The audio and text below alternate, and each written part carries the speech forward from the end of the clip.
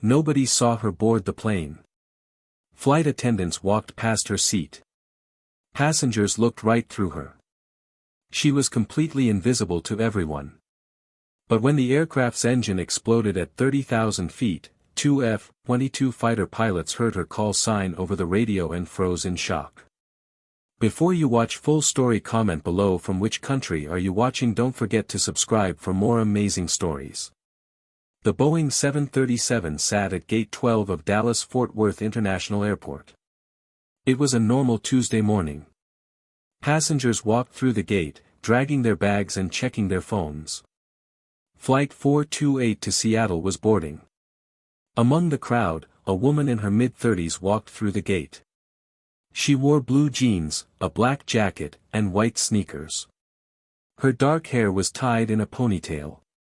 She carried a small backpack. Nothing about her looked special or unusual. But something strange was happening. Nobody saw her. Not really. The gate agent scanned boarding passes and smiled at passengers. Her eyes looked right through the woman. The businessman ahead didn't know anyone was behind him. The mother with two kids behind her thought she was standing in empty space. The woman walked onto the plane. Flight attendants stood at the door, greeting passengers with big smiles. They looked at the space where she stood but saw nothing. Their eyes just moved past her, like she was air. She walked down the narrow aisle. Passengers struggled with overhead bins. Some settled into their seats. Others blocked the way while putting bags away. The woman moved between them smoothly. Nobody noticed. Nobody moved aside for her. They just somehow made space without knowing why. She reached row 18. Seat 18F. The window seat. A teenage boy sat in 18D, the aisle seat. He had earbuds in and his eyes were closed. The middle seat was empty. The woman slid into the window seat quietly. She put her backpack under the seat in front of her. She fastened her seatbelt. The teenage boy never opened his eyes. He didn't feel anyone sit down next to him. His head nodded slightly to music only he could hear. Flight attendants walked up and down the aisle. They checked overhead bins. They reminded passengers about seatbelts and electronic devices. They passed row 18 many times. They looked at the teenage boy. They looked at the empty middle seat. They looked at the window showing the airport outside. They never saw the woman sitting right there. She sat perfectly still. Her hands were folded in her lap. She breathed slowly and evenly. She existed in a strange state, completely present but totally invisible to everyone around her. This wasn't an accident. This wasn't luck. This was the result of years of special training. Training that very few people in the world even knew existed. Her name on the passenger list was Jennifer Adams. But that wasn't her real name.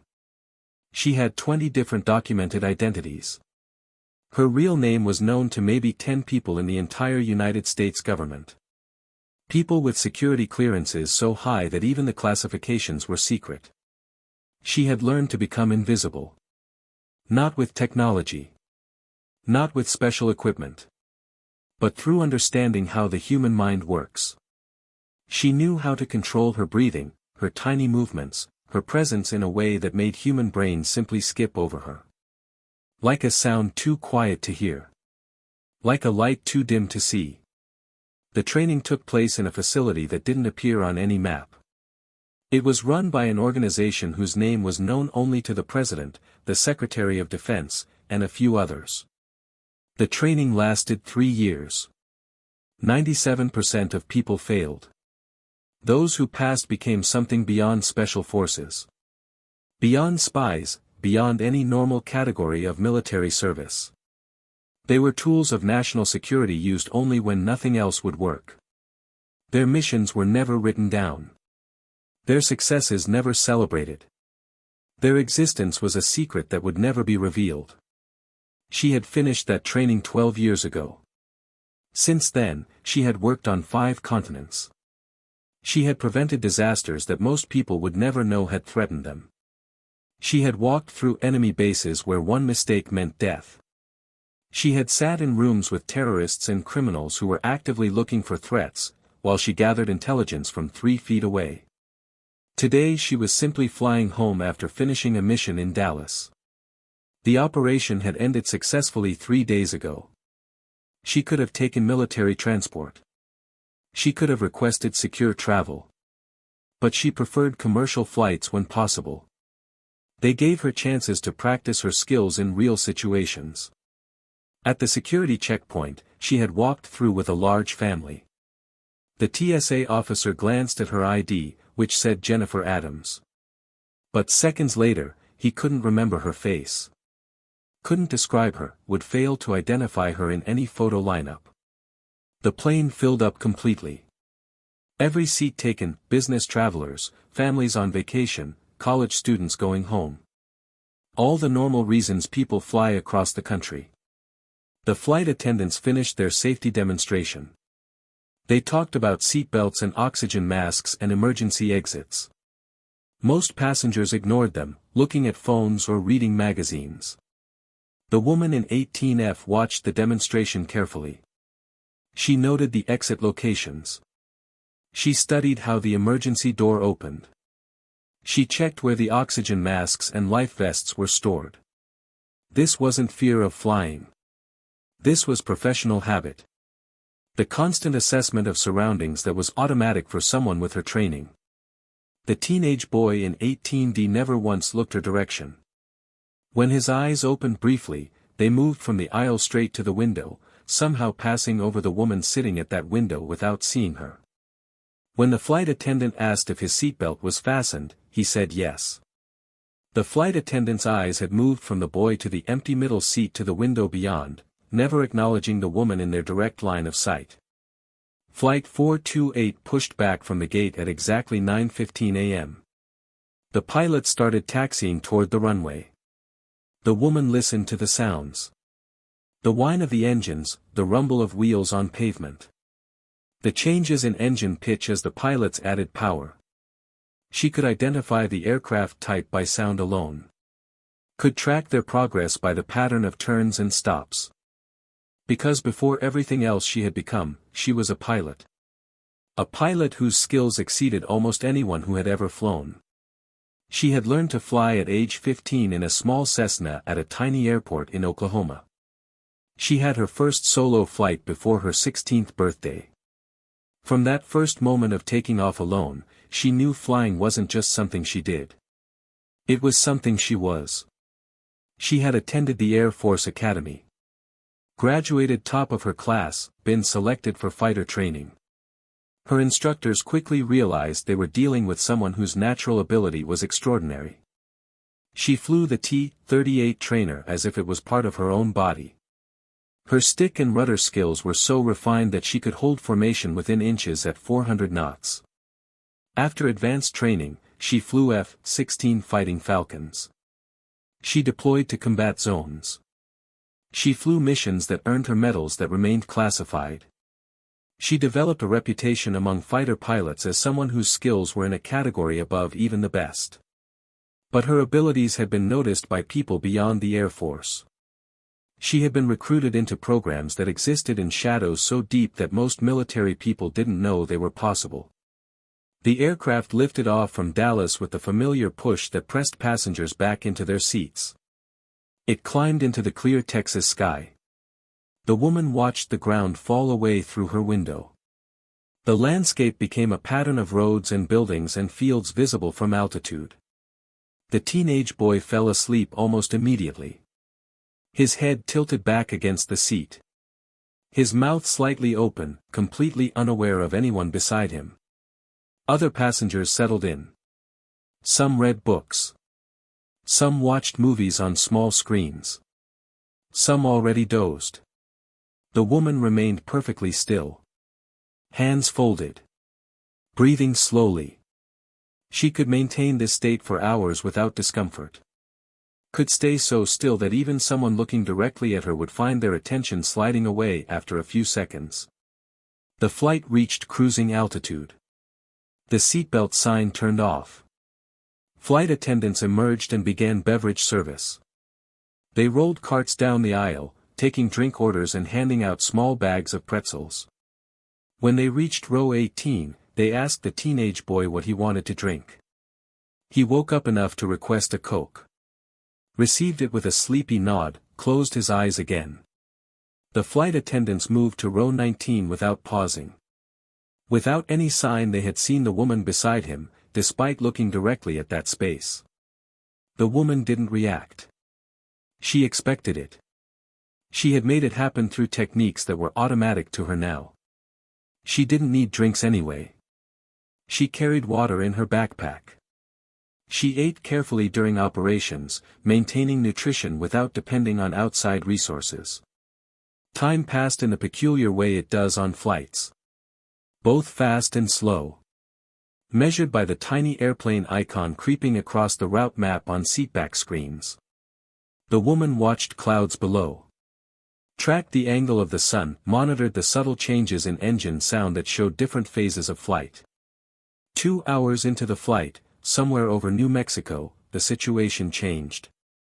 It began with a subtle variation in engine sound. Most passengers wouldn't notice. But it immediately caught her attention. The pitch shifted slightly. Became less smooth. Developed a quality that suggested the engines weren't operating normally.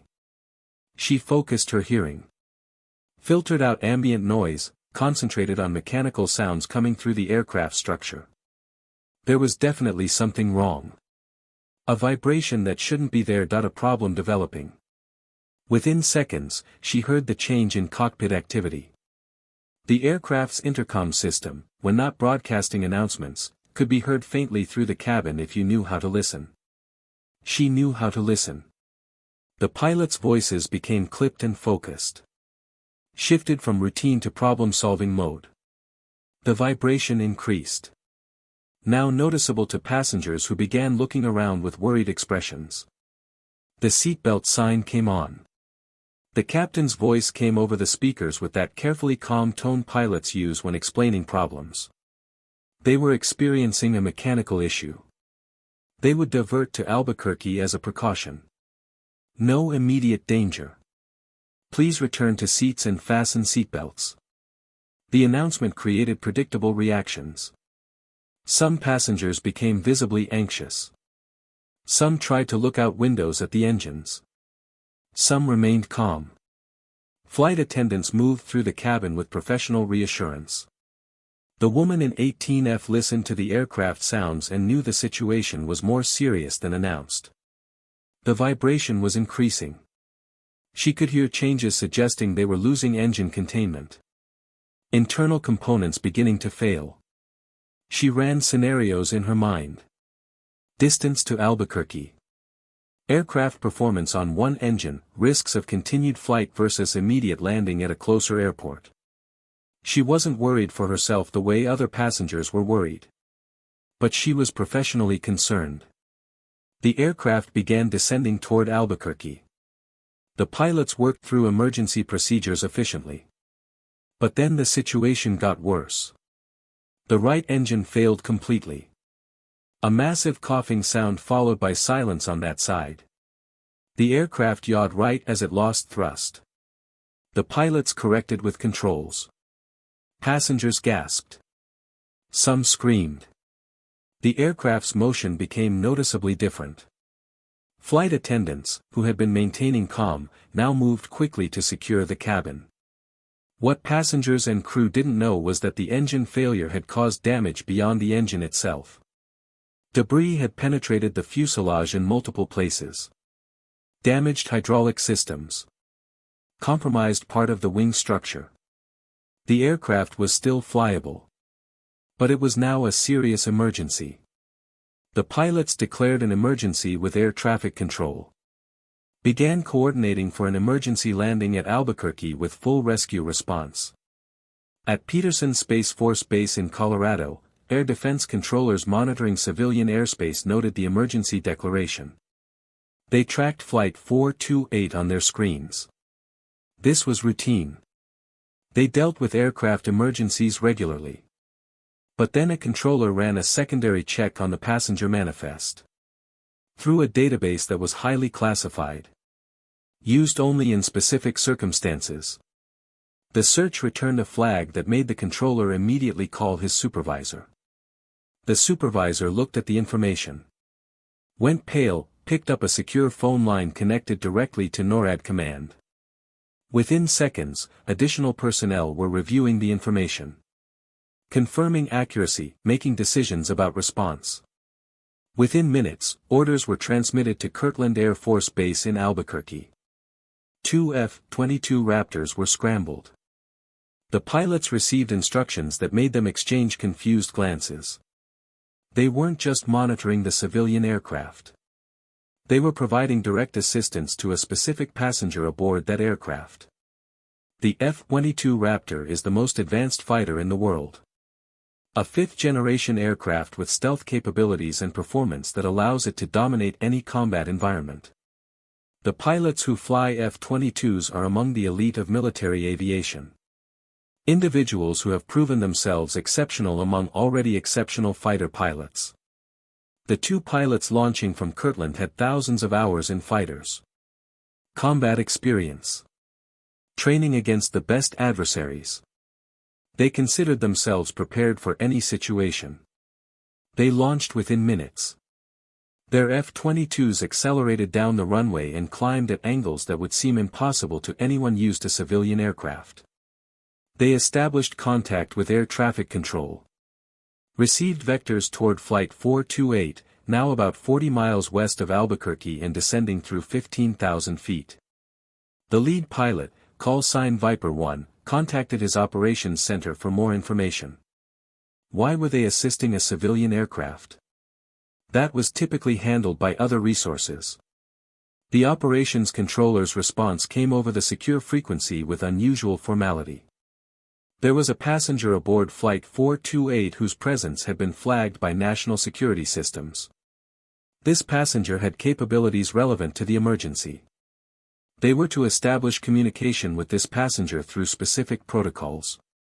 The controller provided a call sign that would identify the passenger. Instructed the pilots to use that call sign when making contact. The controller's voice suggested this information came from very high levels of command. Viper 1 and his wingman Viper 2 intercepted Flight 428 at 12,000 feet. Established visual formation off the aircraft's right wing. They could see damage to the right engine. Streaks of fluid on the wing indicating hydraulic problems. The aircraft was in serious difficulty. Viper 1 contacted Albuquerque Approach Control, offered to provide visual assessment. Was told to stand by. Then over the secure military frequency that civilian aircraft couldn't access, the operations controller provided the specific call sign they were to use. The call sign was Shadow 7.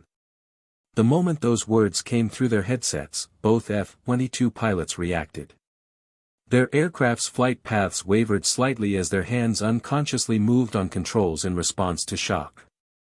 Complete silence on the frequency for several seconds. Highly unusual in military aviation where radio discipline is constant.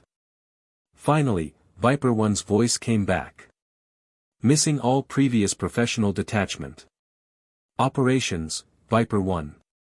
Say again that call sign. Confirm you said Shadow 7. The operations controller confirmed. Added that the information was verified through the highest security channels. The passenger aboard Flight 428 was indeed Shadow 7. They were authorized to establish direct communication. In the F-22 community, among pilots who flew the most advanced fighters and considered themselves at the pinnacle of military aviation, there were legends. Stories of pilots whose skills transcended normal boundaries. Whose achievements existed in classified files almost no one could access. Whose operations had changed history in ways that would never be publicly known. Most of these legends were dismissed as exaggerations. Mythology that accumulates around elite communities, stories that grew in the telling. But some legends were known to be true. Because they appeared in classified briefings, because senior officers who had been present confirmed them, because evidence existed in documents requiring the highest security clearances. Shadow 7 was the most legendary of all. The call sign appeared in files detailing operations so sensitive that simply knowing about them required presidential authorization. Shadow 7 had flown missions that were not just classified but had been actively erased from official records. Missions where the slightest mistake would have triggered international incidents or worse. Shadow 7 had capabilities exceeding even the most elite special operations pilots. Had been cleared for operations no one else could conduct. Had succeeded where failure would have meant catastrophe on a national scale. Among the few known details was that Shadow 7 had flown an operation during a Middle East crisis that prevented the use of weapons of mass destruction. Done so alone, without support. Accomplished objectives that an entire squadron would have been expected to fail. Shadow 7 had flown through air defense networks considered impenetrable. Had operated aircraft in ways that seemed to violate physics, had extracted intelligence that saved thousands of lives. The operation earned every medal that existed, but they could never be awarded because acknowledging it would compromise national security. Shadow 7's name appeared on a list of fewer than 20 individuals in the entire history of American military aviation whose achievements placed them beyond measurement. The F-22 pilots had been briefed about Shadow 7 during advanced training. Only in vague terms. With the understanding they would almost certainly never encounter this individual. Never be involved in operations at that level.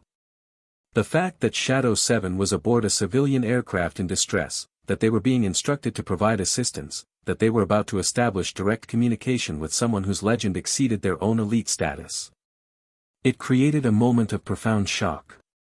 Viper 1 forced himself to focus. Set aside the implications. Follow procedures. He switched to the emergency frequency civilian aircraft monitored. Spoke with carefully controlled professionalism. Civilian aircraft Flight 428, this is Viper 1 of the United States Air Force. We are F-22 fighters in formation on your right wing to provide assistance. We need to establish communication with the passenger in seat 18 Foxtrot. This is a United States military emergency protocol. Please pass this message to that passenger and ask them to identify themselves to your flight crew. In the cockpit of Flight 428, the captain and first officer exchanged confused glances. They were dealing with a serious mechanical emergency. Coordinating their approach to Albuquerque, managing a cabin full of frightened passengers. The last thing they expected was military fighters asking to speak with a specific passenger. But the authority in the F-22 pilot's voice made it clear this wasn't a request they could ignore. The captain keyed the intercom to the senior flight attendant. Lisa, I need you to go to seat 18 Foxtrot immediately. Bring that passenger to the cockpit right away. Military orders. Lisa, the senior flight attendant, received the message with confusion. She was in the forward galley preparing emergency equipment. Trying to maintain her composure while projecting calm. She acknowledged the captain's instruction and began moving down the aisle toward row 18. What could possibly be so important about a passenger that military fighters would specifically request contact during an emergency? She reached row 18. Looked at the teenage boy sleeping in the aisle seat, then at the empty middle seat, then at the window. Her eyes tracked across the space exactly as they had multiple times during the flight. Seeing the window and the view beyond, somehow not registering the woman sitting there, despite looking directly at her. Lisa felt strange cognitive dissonance. A sense that something was wrong with her perception. But her mind automatically smoothed over the discontinuity. Excuse me, Lisa said, addressing the teenager. I need to speak with the passenger in the window seat. The teenager woke groggily. Looked at her with confusion. There's nobody there. It's just me in this row. Lisa looked again at the window seat. This time, because she was actively searching. Because the military had specifically identified this seat. Because her brain was forced to confront the impossibility of an empty seat when she'd been told someone was there. She finally saw the woman. It was like those optical illusions where you suddenly perceive the hidden image. Once you see it, you can't understand how you missed it. The woman sat perfectly still. Hands folded in her lap.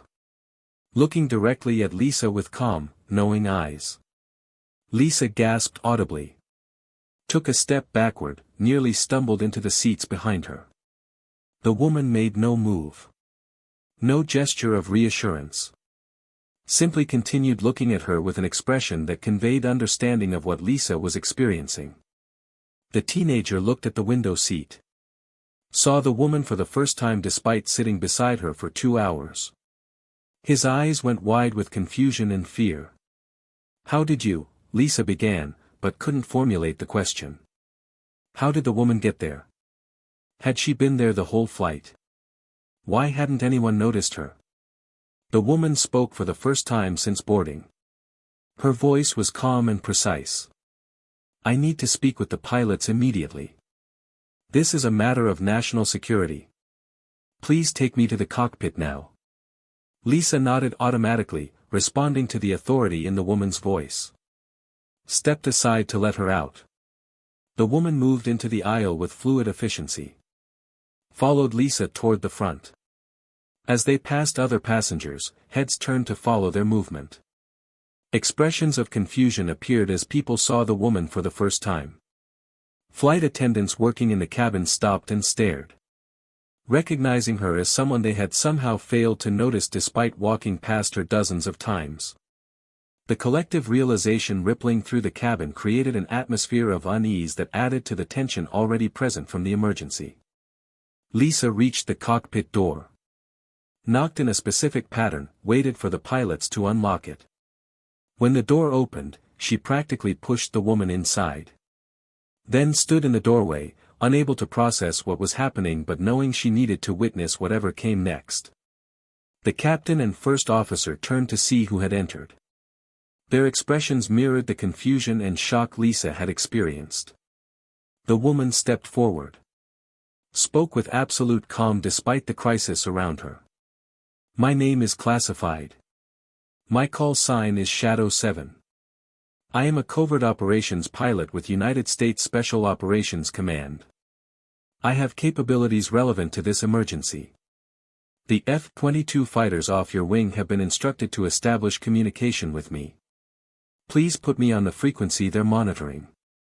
The captain stared at her. His mind trying to process multiple impossibilities at once that a covert operations pilot aboard his aircraft that F-22 fighter specifically asking for her during an emergency already beyond his worst nightmares. He looked at his first officer, who looked equally stunned. Then back at the woman who stood in his cockpit with complete confidence. "I don't understand," the captain said. Why are you on my aircraft?" "That's classified," she replied. "What's not classified is that your aircraft is in serious trouble. The damage from your engine failure has compromised more systems than you realize. You're going to need assistance beyond what Albuquerque Emergency Services can provide. The F-22s are here because I was flagged in national security databases when you declared your emergency. Now please put me on the radio with them so we can coordinate." The captain made a decision based on instinct and the absolute authority in her voice. He gestured to the radio panel. Indicated which frequency the F-22s were monitoring. The woman leaned forward and keyed the microphone. "Viper 1, this is Shadow 7. Authentication code Charlie Bravo 59er Tango Alpha. Confirm authentication." There was a pause. Then Viper 1's voice came back. Clear he was struggling to maintain professional composure. "Shadow 7, Viper 1. Authentication confirmed. It's an honor, ma'am. We're here to provide any assistance you require. Viper 1, I need you to conduct a detailed visual inspection of this aircraft from your position. Focus on the right wing, fuselage damage near the engine mount, and hydraulic fluid trails. Give me a complete assessment." The F-22 moved closer to the 737. Viper 1 conducted the inspection with practiced precision. His voice came back with information that made the captain's face go pale. The damage was more extensive than they realized. Debris from the engine failure had created multiple fuselage breaches. Severed redundant hydraulic lines caused structural damage that compromised the wing's integrity. The aircraft was still flying, but in far worse condition than instruments indicated. Shadow 7 listened to the assessment, processed the information with rapid analytical capability, began formulating a solution. She turned to the captain and first officer. Spoke with calm authority. Your primary flight controls are going to fail within the next 12 minutes. The hydraulic damage is progressive. You're losing fluid faster than your systems indicate. Your backup systems will maintain some control, but not enough for a conventional landing. Albuquerque is too far. You need to put this aircraft down in the next 8 minutes. The captain's face showed horror at what she was suggesting. There's nowhere to land out here. We're over desert terrain. The nearest airport besides Albuquerque is there, Shadow 7 interrupted, pointing to terrain below. That's a private airstrip. Used for small aircraft. The runway is short, maybe 3,000 feet, unpaved, but it's your only option. I can talk you through an emergency landing there. The captain looked where she pointed. Felt his stomach drop. Landing a Boeing 737 on a strip designed for small planes was impossible. The aircraft needed at least 5,000 feet under ideal conditions. These conditions were anything but ideal. But looking at his instruments, seeing hydraulic pressure continuing to drop, feeling controls becoming less responsive, he realized she was right. No other choice. Viper 1, Shadow 7, she spoke into the radio. I need you to coordinate with air traffic control. Declare an emergency landing at the private airstrip at coordinates. She rattled off GPS coordinates with precision. Get emergency services moving to that location immediately. We're putting this aircraft down there in approximately 7 minutes. Shadow 7, Viper 1. That strip isn't long enough for a 737. This is going to be extremely dangerous. Viper 1, I'm aware of the parameters. I've landed larger aircraft in worse conditions. Coordinate emergency response and stay with us. We'll need you to verify our approach path and provide course corrections. The F-22 pilot acknowledged. His voice carried a note of awe. Shadow 7 was going to attempt something most pilots would consider impossible. And she spoke about it like discussing routine procedures. She turned back to the captain and first officer. I'm taking the controls. You'll follow my instructions exactly. Your first officer will maintain communication with Viper 1 and handle landing gear and flaps. You'll manage remaining hydraulic systems and engine power settings. You're going to trust me completely because we have one chance to do this right. The captain started to object. To assert his authority as pilot in command. But the woman's eyes stopped him. There was something in those eyes. A combination of confidence and capability and absolute certainty. He understood he was in the presence of someone whose skills exceeded anything he could imagine. He nodded. Moved out of the left seat. Shadow 7 slid into the captain's seat. Put her hands on the controls. She felt the aircraft respond to her inputs. Felt the degraded state of hydraulic systems. Felt the damage making it difficult to control. But she had flown aircraft in far worse condition. Had brought crippled fighters back from missions where they should have been lost. Had developed an understanding of aircraft control that went beyond technical knowledge into something approaching intuition.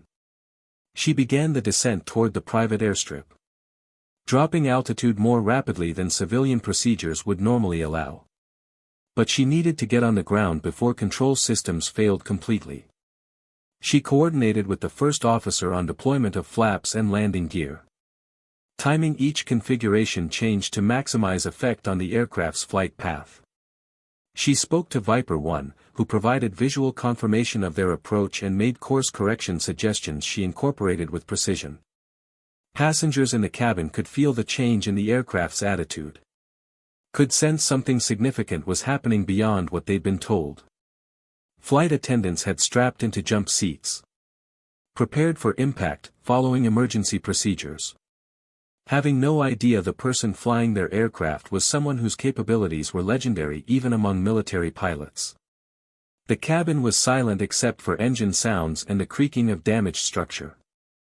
Shadow 7 lined up on the short runway with perfect precision, adjusting approach angle to compensate for loss of hydraulic pressure, calculating the exact moment to reduce power, timing the flare with precision from thousands of hours of emergency landings and training and actual operations.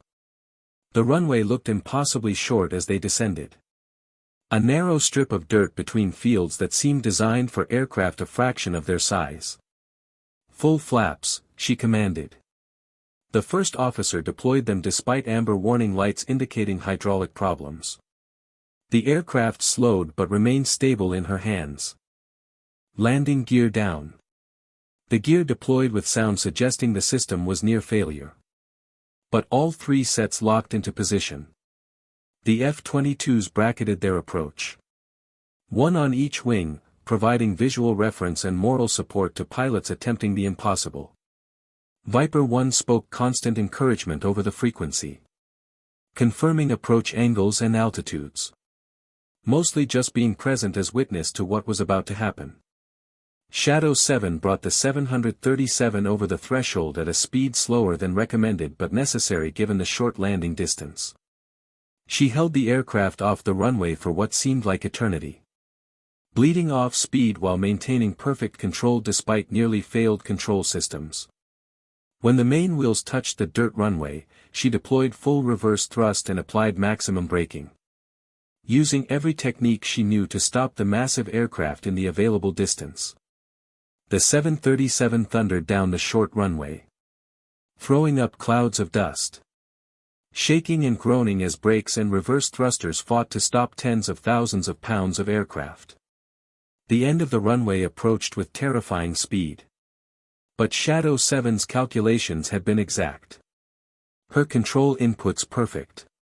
The aircraft came to a stop with less than 50 feet of runway remaining. Absolute silence in the cockpit. The first officer breathed a prayer. The captain sat with shaking hands, unable to believe what he had witnessed. Shadow 7 shut down the engines and stood from the captain's seat. The captain stopped her. "Who are you? Really?" She looked at him with eyes that had seen things he would never know about. "I'm someone who was on your aircraft. That's all you need to know. What happened here will be classified. My presence will be erased from all records." She opened the cockpit door and moved through the cabin, once again fading from people's awareness. She exited down the emergency slide. A black SUV appeared across the field. She climbed inside and disappeared. The captain would file a report attributing the landing to crew coordination, making no mention of her. The event would be recorded as a successful emergency landing. She was Shadow 7. And she would remain unnoticed until the next time her country needed her.